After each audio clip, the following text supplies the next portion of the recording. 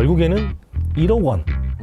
현존하는 정책자금, 운전자금 중에 금리가 가장 낮습니다. 고정금리로 2.5%. 2.5요? 2.5는 지금 현재 받을 수 있는 정책자금은 없어요. 고정의 2.5요? 네. 돈 번 거네요, 사실. 네, 안녕하세요. 오늘은 또 반가운 손님 초대를 했는데요. 최 대표님, 건강하시죠, 요즘? 네, 건강합니다. 이렇게 또 건강하게 뵙게 돼서 너무 감사하고요. 네네. 오늘 또 저희 로뎀 세무법인 유튜브 채널을 통해서 좋은 정보 또 알려주시려고 오셨는데, 저희 세무법인 기장처 고객들로 네네. 또 너무너무 잘해주셨다는 소문을 또 제가 우리 거래처 고객님들 통해서 많이 듣게 됐어요. 네. 그래서 그런 후기도 좀 궁금하기도 하고요, 저 개인적으로. 그리고 또 꿀팁도 좀 부탁을 좀 드릴게요. 알겠습니다. 네. 일단은 오늘 영상의 주제는 2024년 정책자금 사업자 대출에 대한 상반기 리뷰를 좀 준비를 해봤어요. 일단은 제가 대표님께 좀 궁금한 게, 이게 매년 정부에서 정책자금들이 막 이렇게 쏟아져 나오는데, 다시 한번 좀 우리 구독자분들이랑 우리 기장처 거래처 분들에게 설명만 좀 부탁을 드리겠습니다. 알겠습니다.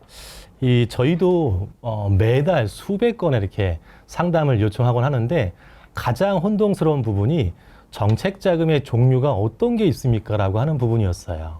근데 여기서 제가 크게 카테고리로 크게 세 가지로 구분 짓는다고 하면은, 첫 번째는 보조금, 그리고 두 번째는 융자금, 세 번째는 출연금이 있습니다. 그래서 첫 번째 보조금이라고 하면은 상환의 의무가 없는 거, 직원을 뽑게 되면은 직원 고용지원금에 대한 거, 아니면 사업장의 간판, 아니면 CCTV 설치, 사업장에 소요되는 모든 경비에 대한 지원금이라고 판단되시면 됩니다. 그래서 보통 지원금의 한도는 한 2천만 원 이하 정도가 대부분 90% 이상을 차지하고 있습니다. 그리고 오늘 메인 테마로 설명드릴 이 융자금이 우리가 흔히 알고 있는 사업자 대출을 바로 이 융자금이라고 합니다. 원금과 이자를 우리가 상환해야 될 의무가 있고, 업종이나 그리고 매출이나 이렇게 부분에 대해서 차등 적용돼서 대출 한도가 나온다라고 하는 게 융자금 두 번째가 있고요.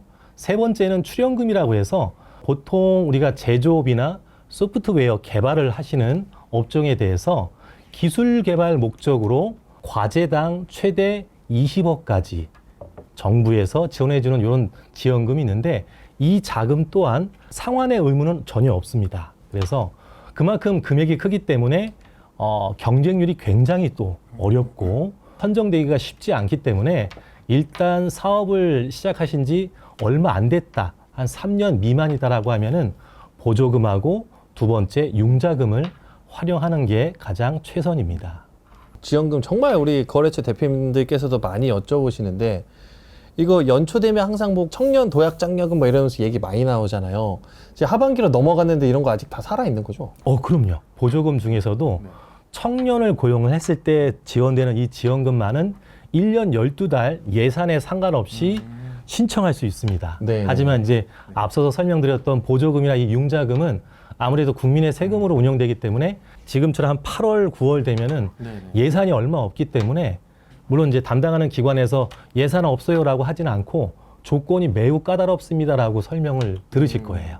진짜 많이 물어보시는 거, 도약장려금이나 이런 거 정말 소급해서도 신청할 수 있냐, 언제까지가 기한이냐, 이런 것도 많이 여쭤보시는데, 이건 다음에 한번 또 같이 정리를 좀 부탁을 드려보고요. 오늘은 우리 상반기에 결산이 끝나면서 사업용 대출을 정말 잘 일으켜 주셨어요.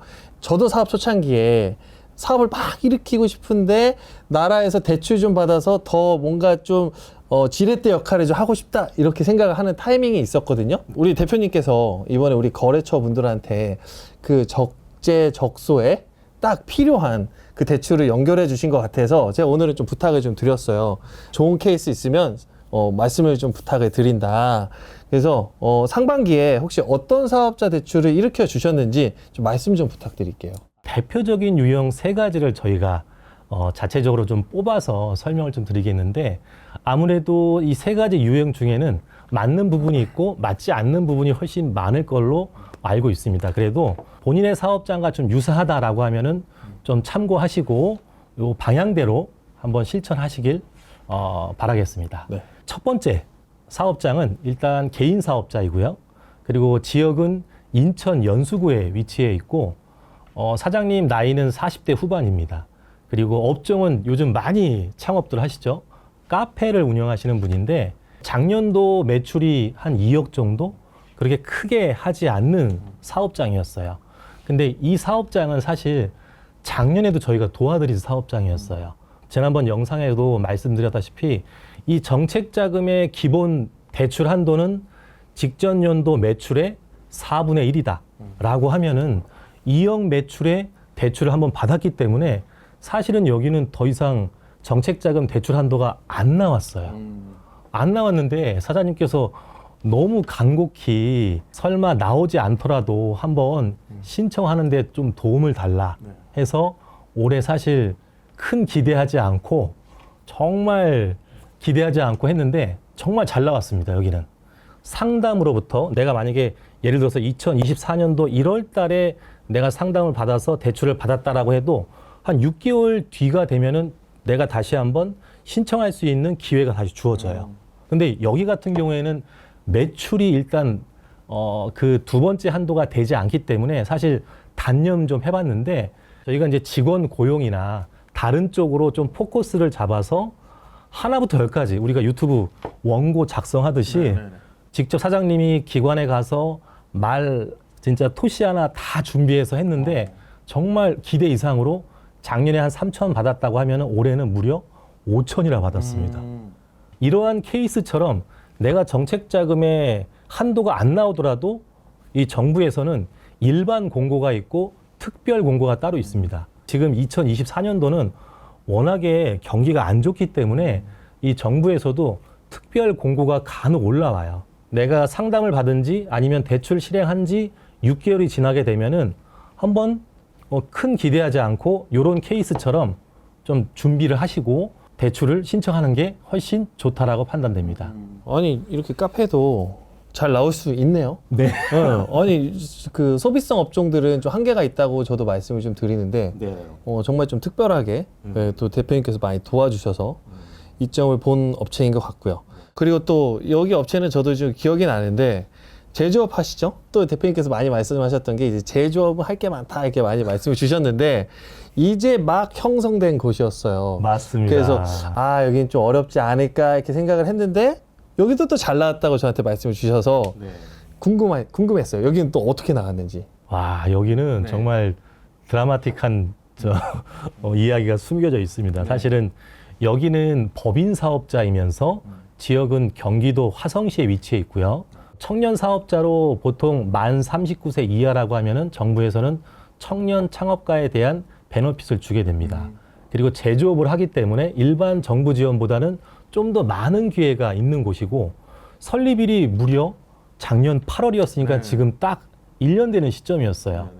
근데 이 대표님께서 작년에 저희한테 창업 자금이 조금 필요하다라고 해서 저희한테 노크를 하셨는데 이 창업 자금도 마찬가지 정부에서 지원해 주는 거는 지금처럼 하반기인 경우에는 거의 예산이 없어요.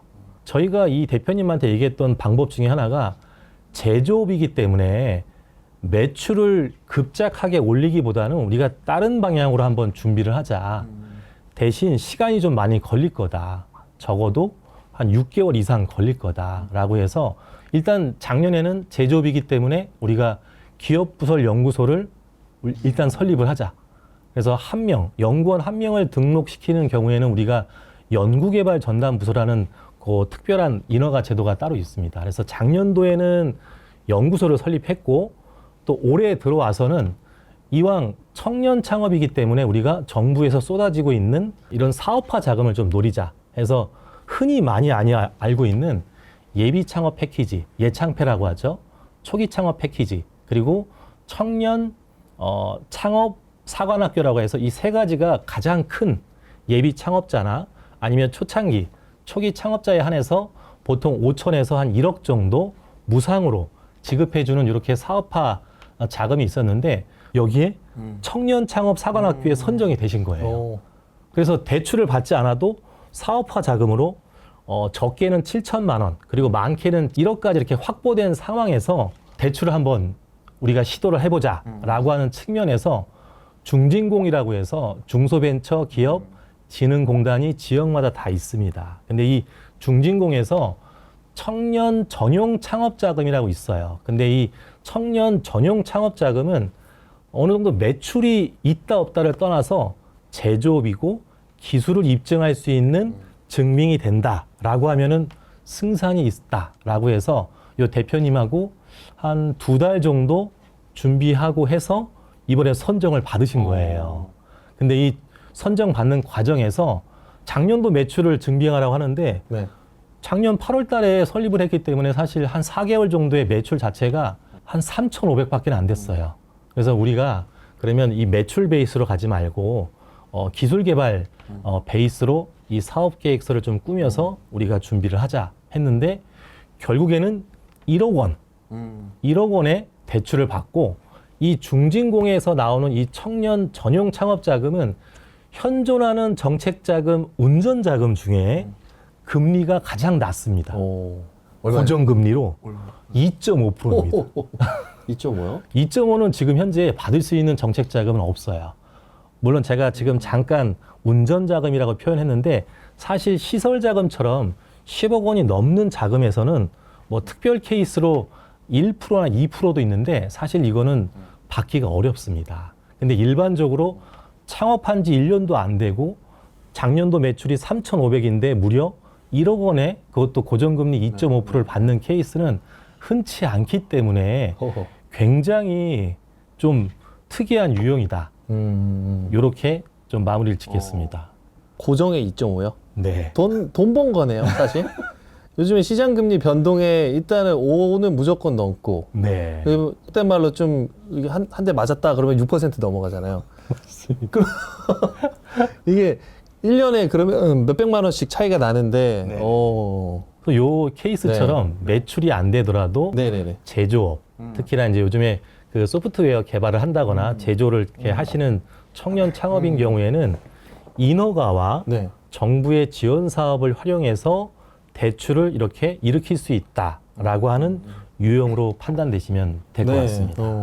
그리고 마지막 유형은 여기 저랑 진짜 오래된 대표님이기도 하고 여기 계신 그 실장님이 저랑 진짜 한 10년 됐거든요. 그러니까 저한테 이제 너무 어렵다. 이게 도소매 업종 특성상 경기 타고 이제 외부에서 수입 들어오는데 이러면 환율 때문에 막 너무 힘들다. 대출 좀 너무 받아야 된다. 이렇게 해서 그러면 우리 최 대표님 너무 잘하시니까 좀 부탁 좀 드려볼게요. 이러면서 대표님한테 좀 연락처를 남겨드렸는데 네네. 너무 잘 나왔어요. 그래서 그 우리 실장님이 너무 또 좋아하셔가지고 저한테 뭐 전화해서 자랑하시고 막 그러셨던 기억이 있는데 여기는 좀 소개를 부탁드립니다. 예. 제가 처음 여기 이 사업장 정보를 받아보고 여기도 정말 쉽지 않겠다. 네, 맞아요. 저도 어렵겠다고 말씀을 이미 드렸던데라. 그래서 여기 기대하지 말고 일단 준비한 만큼 신청을 해보자. 네네. 그래서 어디까지나 은행과 달리 정책 자금은 약간의 좀 운이 좀 발생을 하기 때문에 일단 노력은 한번 해보자라고 하는 취지에서 제가 한 2월 정도에 여기를 소개받았기 때문에 3월달 법인세 그 결산할 때부터 여기는 저희가 함께 이렇게 검토를 했던 곳입니다. 그래서 여기 사업장을 좀 소개해드리면 법인 사업자이고요. 지역은 서울시 구로구에 위치해 있고 송 실장님 동생분이 나이대가 40대 중반 되시고 업종은 도소매. 아무래도 구로에 계시기 때문에 전자부품 도소매를 하는 곳이고 작년도 매출은 16억이었어요. 근데 재작년 매출은 30억이 넘었어요. 그래서 보통 은행도 마찬가지고 이 정책 자금을 취급하는 기관에서도 매출이 떨어졌다라고 했을 때 그 떨어지는 폭이 10%나 15%가 넘어가면은 사실 거의 무조건 거절이에요. 그럼에도 불구하고 저희가 아예 처음부터 작년도 결산을 어차피 올해 3월 달에 하기 때문에 여기 로뎀 세무사님들하고 담당자하고 검토하는 과정에서도 단순히 절세의 목적으로 재무제표나 결산을 하지 않고 우리가 대출의 목적으로 한번 해보자라고 해서 재무제표부터 처음 단계부터 저희가 손을 대기 시작했습니다. 근데 여기는 기대출도 사실은 좀 소액으로 다건이 있었어요. 그래서 이 다건부터 좀 일단 정리를 하자. 왜냐하면은 대출 건수가 보통 3건이 넘어가면은 다중 채무로 우리가 분류가 되기 때문에 페널티가 들어갈 수 있어요. 그래서 일단 소액 채무는 다 없애자. 그리고 재무제표도 대출의 목적으로 한번 우리가 개정 항목을 다 검토를 하자. 그러니까 여기서부터 쭉 했던 거였어요. 그래서 2월, 3월, 4월 달에 이제 신용보증기금을 통해서 신청 작업을 들어갔는데 우리가 온라인 신청도 있겠지만은 방문 신청을 통해서 시도를 했습니다. 온라인 신청과 달리 방문 신청은 아무래도 접수가 좀 빨라요. 그래서 이런 이점을 타고 대표 이사님하고 우리 인터뷰부터 여러 가지 사항들을 정말 그 하루에도 몇 번씩 몇십 번씩 통화할 정도로 준비를 했다가 결국에는 신용보증기금으로부터 5월 초에 3억 원이라는 운전자금의 최종 통보를 받게 되었습니다. 정말 저도 그렇고 그 전화상으로 그 들리는 그 네. 대표님도 그렇고 정말 너무 기쁘게 그 성공시켰던 케이스였습니다. 맞아요. 네. 그때 막 1억도 어렵다고 막 그러셨는데 제가 막 그때 막 대표님이 3억 나올 것 같다고 하셔가지고 이 가능해요? 이게 저도 의문이기는 했는데 네네. 이 재무제표를 막 저희가 막 뭐랄까요? 막 분식회계하고 그런 건 절대 아니었어요. 그러니까 유동 비율이나 뭐 이런 부채 비율이나 이런 게 너무 중요하니까 이런 거를 대표님이랑 저랑 상의하에 이게 유동 부채를 비유동 부채로 전환할 수 있는 것들을 적극적으로 전환을 하고 그러다 보니까 좀 좋은 결과가 나왔던 것 같고요. 여기에서 제가 딱 느꼈던 건 이게 재무제표가 이래서 참 중요하구나. 이게 제가 세무 업무를 하면서 아까 대표님 말씀 중에 절세가 포커스인 장부는 대부분 세금을 줄이는 데는 이점은 있지만 네. 이게 사업용 대출이나 여러 가지 그 사업성을 나타낼 때는 불리하게 작용하는 경우가 분명히 있더라고요. 저도 이참에 또 하나 배운 것 같기는 해요. 이게 노력이 필요한 것 같아요. 이게 잘 형성된 그리고 재무제표나 그리고 뭔가 좀 보여주는 느낌이 필요하니까 노력이 필요한 것 같은데 어떤 게 참 중요할까요? 일단 기본적으로 사업장의 대표님들은 개인 신용 점수 관리를 반드시 해야 됩니다. 그래서 우리가 쉽게 핸드폰을 열어보면은 토스나 아니면 뭐 핀다나 아니면 각종 은행 어플을 통해서 개인의 신용 점수를 우리가 쉽게 볼 수 있어요. 그 중에 K12가 있고 나이스가 있는데 사실 이 K12는 개인 신용 대출 때 많이 그 심사받는 그런 항목이라고 보시면 되고 우리 대표님들이 신경 써야 될 점수는 이 나이스입니다. 이 사업자 대출을 내가 추후에도 받는다 혹은 내가 받고 있지만 연장을 해야 된다라고 하면은 이 나이스 신용 점수가 적어도 750점 밑으로 떨어지면 안 됩니다. 왜 750점이냐면은 예전에 등급제로 뭐 1등급, 2등급 이런 시절 때는 이 5등급을 중신용자로 구분을 했었어요. 그래서 지금의 1000점 만점의 이 신용 점수 중에 바로 나이스의 750점이 바로 5등급의 마지막 끄트머리 점수다. 그래서 이 5등급을 벗어나는 순간에 정책자금의 신청도 다 거부될 거고 그리고 기존의 정책자금에 대한 대출도 연장받기가 쉽지 않다라고 해서 반드시 대표님들은 개인 신용 점수 나이스로 750점을 반드시 유지하셔야 됩니다. 지금 800점, 900점 따라고 해서 안심하시면 안 돼요. 앞으로 꾸준히 관심 가져주셔야 되고 그리고 두 번째는 결산서, 특히 우리가 재무제표로 많이 알고 있는데 이 재무제표 관리를 하셔야 돼요. 특히 개인 사업자도 관리를 해야 되고 법인 사업자는 무조건 관리를 해야 됩니다. 물론 지금 경기가 어렵고 내야 될 세금이 부담이 돼서 세금을 줄인다 해서 이 재무제표를 그냥 간과하게 되면은 우리 사업장이 대출에 대한 계획이 없으면 상관없습니다. 하지만 연장의 계획도 있고 추가 대출을 내가 받고자 하는 계획이 있다라고 하면은 세금을 조금 더 내더라도 이 재무제표의 중요성을 우리 기장 세무 대리인하고 좀 협의하는 그런 노력쯤은 반드시 필요할 것 같습니다. 네. 대출 필요하시면 꼭 말씀 먼저 주세요. 저희는 어쨌든 세무 공간에 있기 때문에 1차 목표가 사실 절세에 있거든요. 그래서 이제 세금을 줄여드려야 저희는 좋은 서비스를 제공해드렸다고 보통 생각을 하니까. 근데 이제 저희는 그 말씀은 근데 항상 꼭 드려요. 5월 달에 대출 일으키실 분들은 미리 말씀 주셔야 된다. 예, 그래야 이제 소득 금액이랑 특히 개인 사업자들은 소득 금액 참 중요하잖아요. 네네네. 소득 금액 같은 거 필요하신 금액 있으시면은 미리 협의하시고 그런 거에 대해서 좀 결정을 하셔야 된다. 네, 이 영상 보시는 우리 구독자분들이나 우리 거래처 대표님들도 다시 한번 좀 이 중요성을 아셨으면 좋겠고요. 마지막으로 네. 이제 또 우리 대표님께서 작년에 또 많이 해주셨는데 네네. 우리 유튜브 구독자들 대상으로도 네, 무료 상담 이벤트를 해주시기로 결심을 해주셨어요. 맞습니다. 네, 대표님께서 생각하신 그 무료 이벤트에 대해서 설명 좀 부탁을 드리겠습니다. 네. 사실 지금처럼 8월, 9월은 정책자금 사업자 대출 신청하기는 사실 예산이 얼마 없기 때문에 좀 쉽지 않아요. 그래서 저희가 무료 이런 이벤트를 통해서 자신의 사업장이 정책자금을 추가로 더 받을 수 있는지, 그리고 어느 기관을 통해서 받아야 하는지, 그리고 어떤 목적으로, 그리고 어떤 준비를 해야만 정책자금을 올해가 아니더라도 내년도에 받을 수 있는지에 대한 내용을 잘 준비해서 저희가 무료 상담 이벤트를 로뎀과 같이 네. 협의해서 진행하고자 합니다. 네, 감사합니다. 또 우리 유튜브 구독자분들도 많은 관심 부탁드리고요. 이 영상 또 우리 거래처 대표님들께서도 많이 보실 텐데 또 거래처 대표님들을 위한 이벤트도 또 준비해서 그거는 내부 알림망을 통해서 따로 좀 공지를 해드려 보도록 할게요. 너무 좋은 소식, 너무 좋은 정보 감사드리고요. 네네. 예, 자주 봬요, 대표님. 알겠습니다. 저는 너무 좋아요. 저는 이게 세금 얘기가 막 하다 보면은 네네네. 저는 돈을 내라고 하는 거를 줄여주는 건데 대표님은 또 나라에서 돈을 주는 거에 대한 정보니까 네네. 이게 참 저는 궁합이 잘 맞는 것 같아요. 맞습니다. 네. 그래서 이런 걸 참 로뎀 안에서 잘 섞으면은 로뎀과 우리 가온이 잘 좋은 시너지를 내지 않을까 네, 생각을 하고 있고요. 네, 그러면 또 다음에 초대하는 걸로 하고 오늘은 여기서 마무리하도록 하겠습니다. 네, 감사합니다.